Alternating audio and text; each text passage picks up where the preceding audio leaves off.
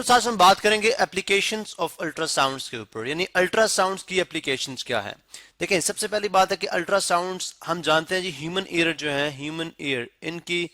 इनकी जो रेंज है, ह्यूमन ईयर ये आवाज कम से कम कितनी आवाज सुन सकते हैं, ज्यादा से ज्यादा कितनी आवाज सुन सकते हैं, जिसको हम ऑडिबल फ्रीक्वेंसी कहते हैं। ठीक है, ह्यूमन ईयर जो है वो ग्रेटर देन 20,000 हर्ट्ज की आवाज नहीं सुन सकते, और इसी तरह से हर्ट्ज 20,000 हर्ट्ज, ठीक है, हर्ट्ज है यूनिट ऑफ फ्रीक्वेंसी, ठीक है, इसी तरह से लेस देन 20 हर्ट्ज की आवाज भी नहीं सुन सकते। ठीक है,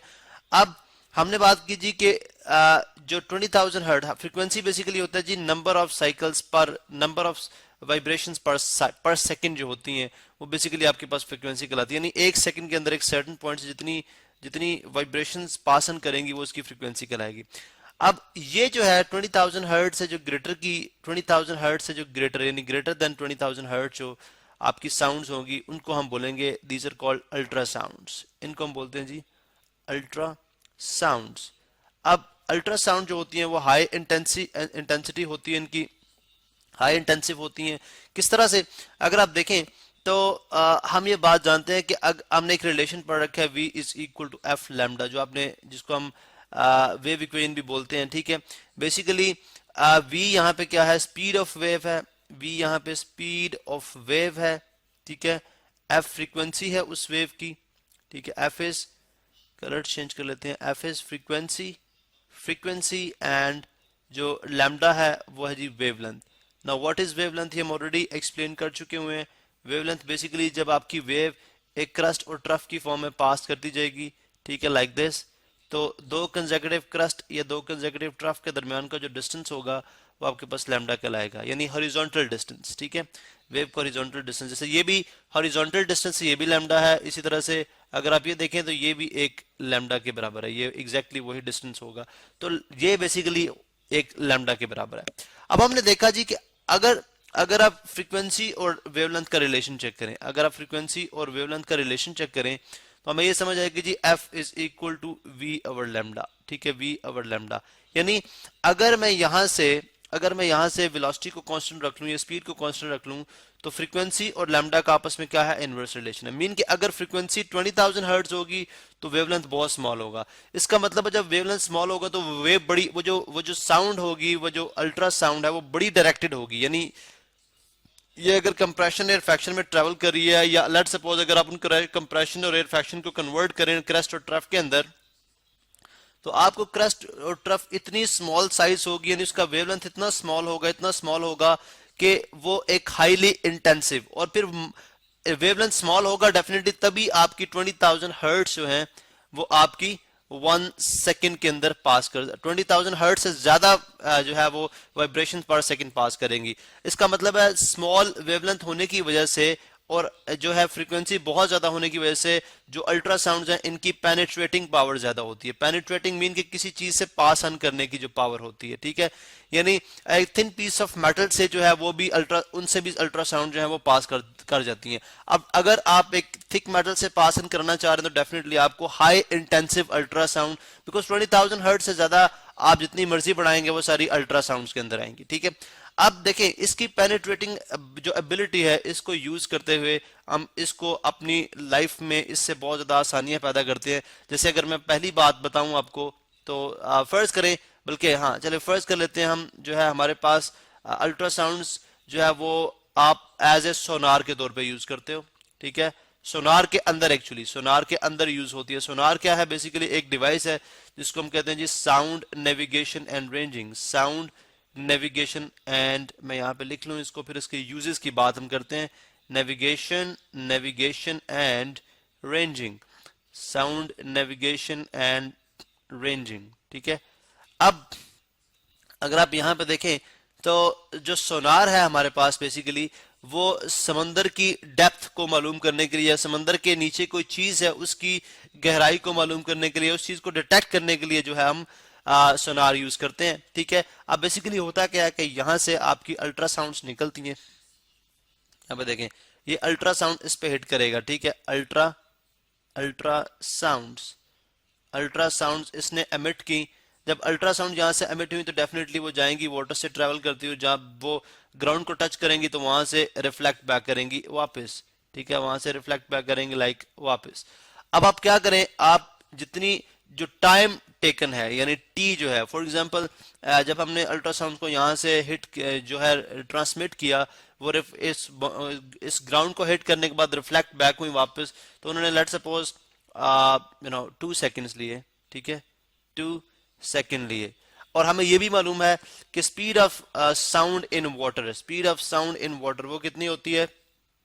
ये भी बता दूं, speed of sound in water होती है 1400 मीटर पर सेकंड। एक जनरल एक आम पानी की बात कर रहे हैं हम जो नॉर्मल टेम्परेचर पे होता है, 1400 मीटर पर सेकंड स्पीड ऑफ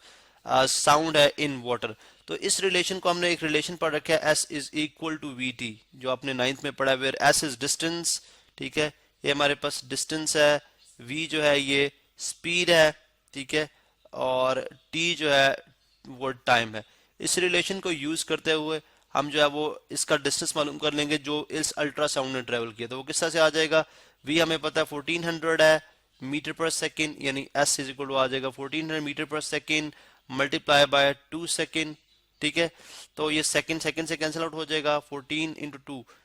डिस्टेंस आ जाएगा 2800 मीटर। लेकिन अगर आप देखें तो ये 2 वे डिस्टेंस है, हमें चाहिए डेप्थ ऑफ सी, तो वो डेफिनेटली वो हाफ हो जाएगी। तो अगर आप इसको 2 से डिवाइड करेंगे तो 1400 मीटर जो है, 1400 मीटर जो है हमें पता चल जाएगा जी ये समंदर जो है, समंदर की गहराई कितनी है इस सर्टेन पॉइंट पे कितनी है, 1400 मीटर। या अगर इसके रास्ते में कोई भी मछली आ जाएगी बड़ी, कोई वेल, कोई शार्क, तो उससे भी रिफ्लेक्ट होकर वापस आएगी, तो हमें उसका भी इमेज दे सकती है, ठीक है। अब इमेज गेन करने की जहां तक बात है तो उस केस के लिए हम अल्ट्रासाउंड मशीन ही यूज करते हैं जो कि मेडिकल के अंदर यूज होती है, और इसके बहुत ज्यादा एडवांटेजेस हैं। यानी देखें किसी भी डिजीज को ट्रीट करने के लिए सबसे जो इंपॉर्टेंट चीज है वो उसका डायग्नोसिस है, ठीक है, यानी उसकी तशखीस, डायग्नोज करना उसको, ठीक है, उसकी तशखीस करना ये बहुत इंपॉर्टेंट है। अब तशखीस किस तरह से की जा सकती है, देखें आप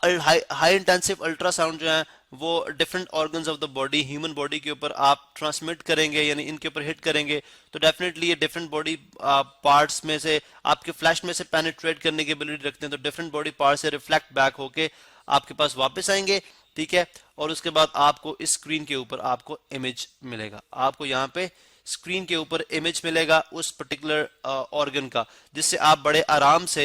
आराम से जो है उस बीमारी को, यानी जो बीमारी है, जैसे अगर मैं एक पर्टिकुलर एग्जांपल देता हूं तो उसके अंदर अगर आप देखें तो थायराइड ग्लैंड जो होता है, ठीक है, थायराइड ग्लैंड यहां पे मैं शो करता हूं, थायराइड ग्लैंड यहां पे आपको दिखा देते हैं जी, थायराइड ग्लैंड, थायराइड ग्लैंड,